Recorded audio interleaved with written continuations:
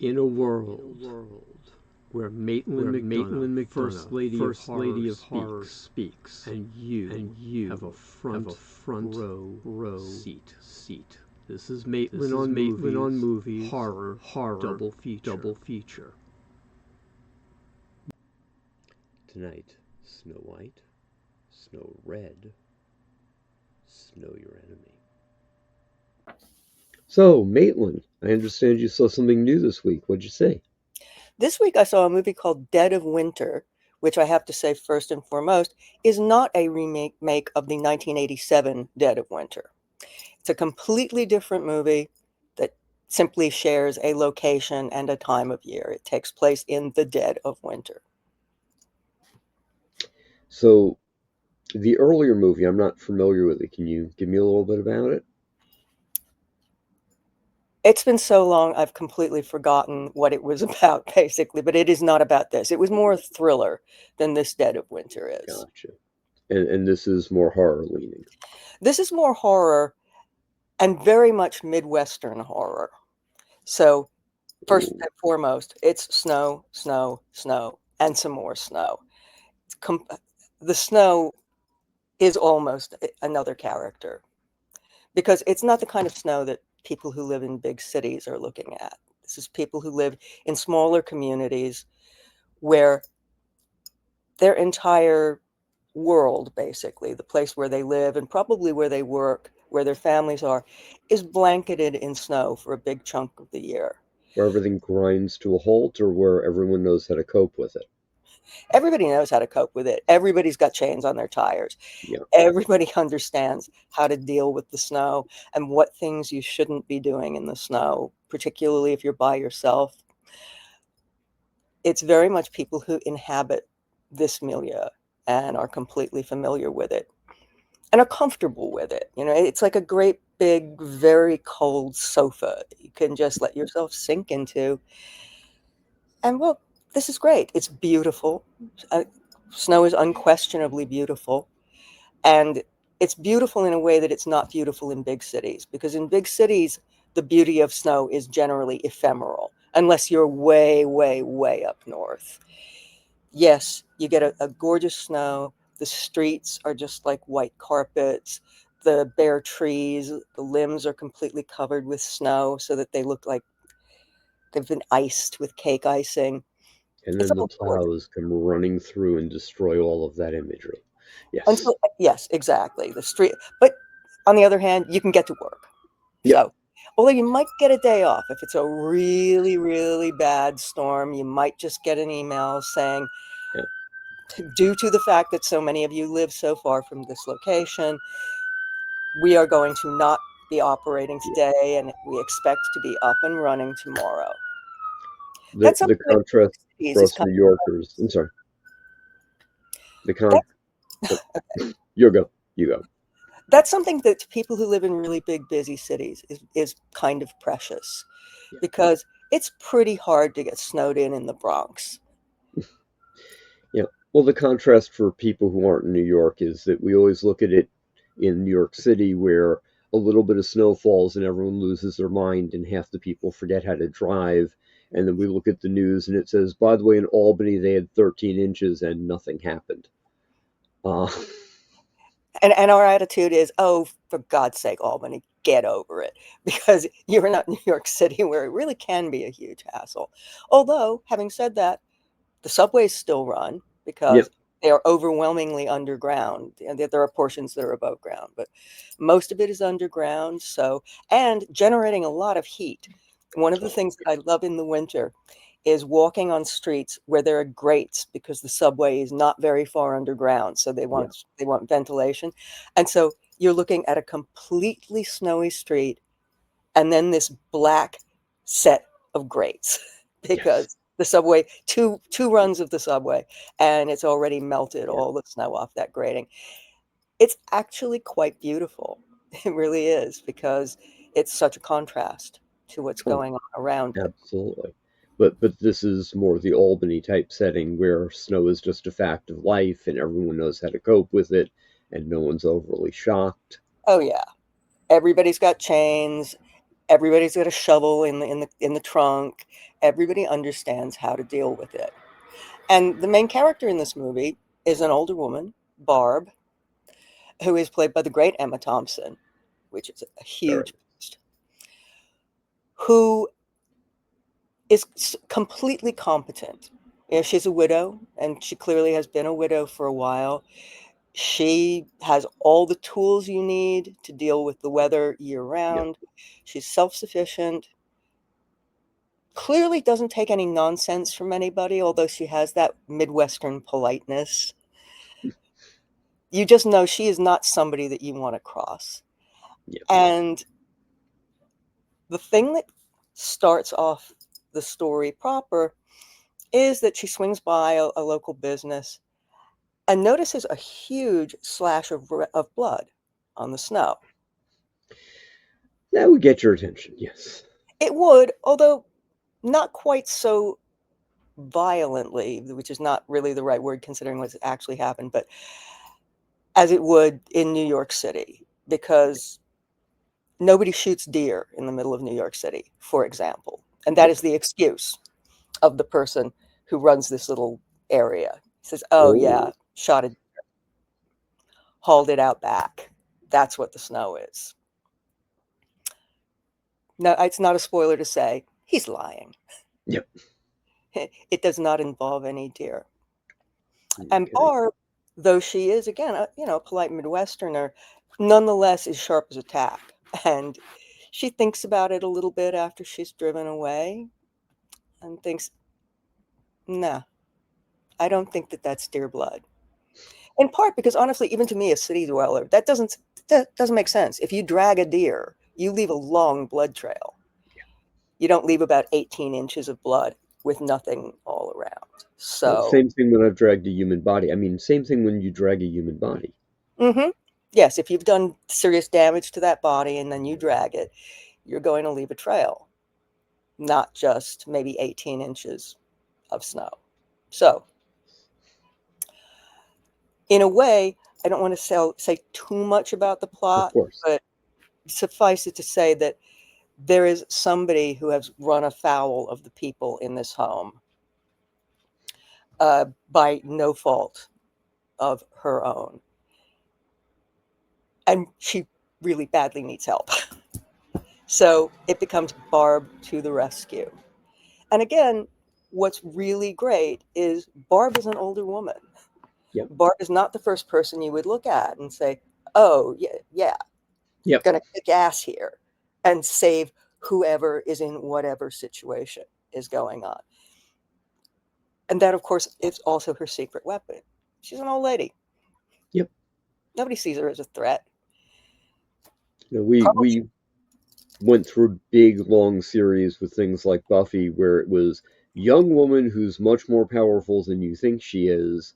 And I Mm-hmm. think we're finally starting to take some of the edges off that and smooth it down to something that's a little more credible and a little more real. Mm-hmm. So seeing a strong older woman who's not supernaturally strong, who's not mystically strong, who's not Nope. the chosen one strong, Nope. but can deal with the situation is a nice refinement to the genre. It's very nice. And it also feels very real because you realize that she has lived there for a long, long time. You learn quite early on that she's a widow, so she has been living by herself for a long, long time. And she's got a trunk full of tools so that if something goes wrong with her car, Yeah, she can definitely change a tire. She can definitely check the engine. You know that she can deal with it. You know yeah, that she can cope. At the same time that you also know people are underestimating her, even people who shouldn't. Because honestly, if you've lived in some place that is very cold, people are spread pretty far apart, except when you're in the center of town, yeah, where the odds that in the middle of winter you might run into car trouble, even if you just slide a little bit off the road and have two tires in a snowbank, you need to be prepared to deal with it. yeah. But then once you reach a certain age, particularly if you're a woman, people sort of just say, well, yeah, she's an old lady. Certainly How could she cope with these things? Well, just she can cope with it because she's got tools. She's got them Yeah. in her trunk. She knows how to use them. And she's got better odds than I would have if my car slid off a road in the middle of the woods, in the middle of the winter, in the middle of a not highly populated part of a state in which I don't live. Well, is that still true now that you've seen the movie and had the guidebook? Yeah, I've got the guidebook, but I don't have the car in the trunk full of tools. So, and given where I live, I do have actually plenty of tools. I'm fairly handy. I can fix things, not Yeah. everything, but a lot of things. So I have tools, but I don't have a car.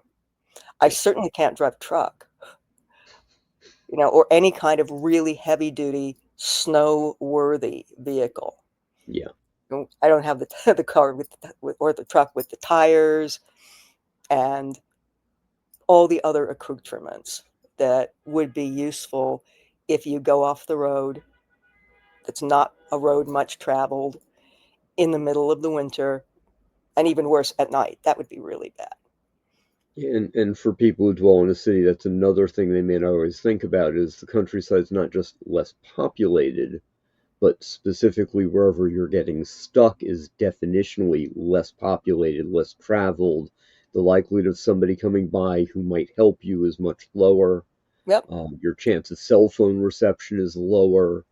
It's a very different environment, and it's very easy for us city dwellers, and I'm one also, to just look at the world through the lens of, yeah, but you've got your cell phone, and somebody will be along in 5 minutes. And you've also got your tire iron, and you Yeah, got stuff. You yeah, you are you're not expecting that you're going to go off the road because you've been living there and driving there, and you know those roads, and you know the weather, yeah, and you know your own abilities. But you also know it happens. A deer could bolt in front of your car, startle you. You take your eyes off what they should be on for a second, and ooh, I didn't even realize I was that close to the edge of the road because they don't have any kind of poles or anything. They're yeah, just flat roads. And in more cases, I'm sure, than one would like, they run off into a little slope. yeah. That's really where you don't want to be stuck. And less maintained side of the road than in more populated areas also, so it may not be as easy to get out of. It may have taken more weather damage before the winter hit. Yeah, Oh, and let's not mention cell phone coverage.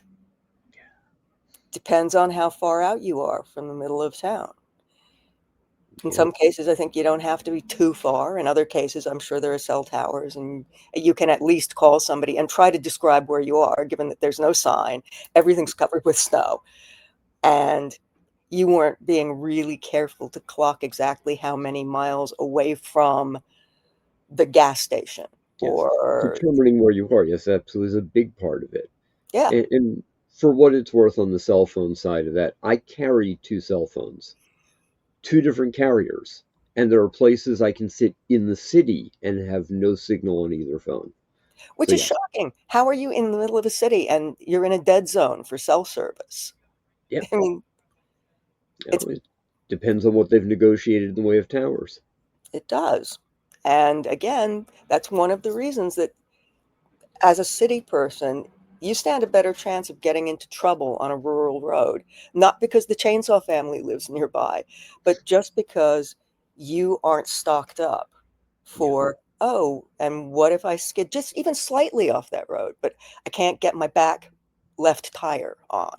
yeah, Do I have a bunch of broken down boxes in the back, which yeah. apparently is the go-to for something that you can shove under the tire to Oh yeah. get your car back on the road? You're just not prepared for it. So really, in horror movies, city people in rural areas, oh my God, we're a gold mine. Oh, You know, we might as all we might as well all have victim stamped on our foreheads because clearly we are not the people who can deal with yeah, anything. We're totally going to take a wrong turn on the tiniest road in town. Then we're going to get one tire is going to be off the road. So now we're going to be totally stuck there walking. We did not bring our heaviest winter coats and blankets yeah, yeah. and stow them in the back. We probably don't even have the right gloves. We have gloves that are great for walking around in the city. They'll keep not if you have to get out of your car, got your hands in the snow, Yeah. you're doing heavy lifting. Yeah, just not prepared. Certainly, your rental car isn't going to have any of that stuff because if you're a big city dweller, you probably don't even own a car Yeah. because alternate side of the street parking alone is enough to drive you insane. Yes. And there are not enough garages where you garage your car for a reasonable amount. And I say as somebody who did own a car in New York City, Yeah. but that was only because I got my driver's license when I was in my 30s.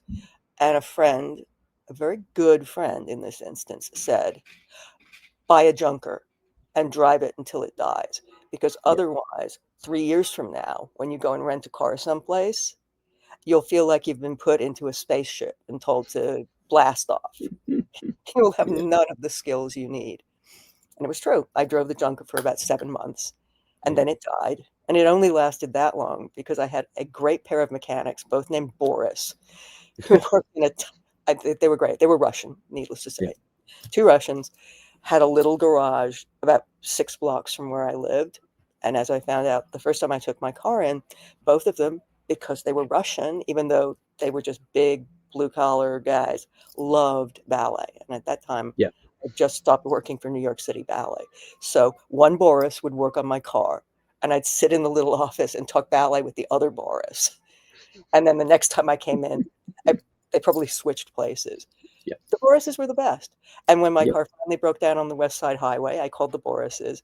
They came and they towed it for me for free just for the parts Yeah. and dropped me off at home. So, so in New York, you can often get help that people who aren't from New York maybe Yeah. suspect that you wouldn't get. And mechanics can be creative. One of my favorite stories is I'd borrowed a car from my niece, and the cable on the battery, it was just decaying. It had just corroded so badly. And the guy looked at my car. He looks back at his truck. He goes over to the piece of wood he has to get you out of a mud hole. He rips a piece off of it and stabs it into the car like he's killing a vampire and says it's wedged in enough it'll hold the cable in place enough that you can get home now. Yes. You have to love a good and inventive mechanic. Yeah. So Anybody again, who can stake the car to bring it back to life instead of kill it, I think that's a plus. absolutely, So absolutely. back and around to Dead of Winter as a movie. Clearly you enjoyed it. You felt real empathy with the main character. When is this coming out so everybody else can enjoy it? This comes out on soon. This comes out soon. I forgot to note the precise date, but both of these movies are coming out very soon. That is So, terrific. Okay, I and look forward to seeing it. well, I have to say, this was actually a really great week at the movies, basically, because if you get one movie out of a bunch of movies that you really, really like and Yeah. are happy to recommend to everybody you know, that's pretty unusual to get two of them back to back and two very, very different movies. Yes. That's a real little grace note or something. It's it restores your faith in the popular cinema because these Yeah. are both popular movies and they should be really popular and I hope they are. I hope they do really well. Yeah. And for our listeners, the other movie she's talking about is Good Boy, which is in our other review. And Yes, thank you Good very Boy much, and Nate. Dead of Winter, both excellent movies, and I recommend both of them. One great for dog lovers, one great for people who are totally paranoid about their cars breaking down in the middle of winter, in the middle of nowhere. Very, very good. Thank you very much, and thank everybody for listening. Thank you all for listening, and it has been a pleasure. On behalf of Maitland McDonough and myself, Charles Baruch, we wish you nothing but happy dreams.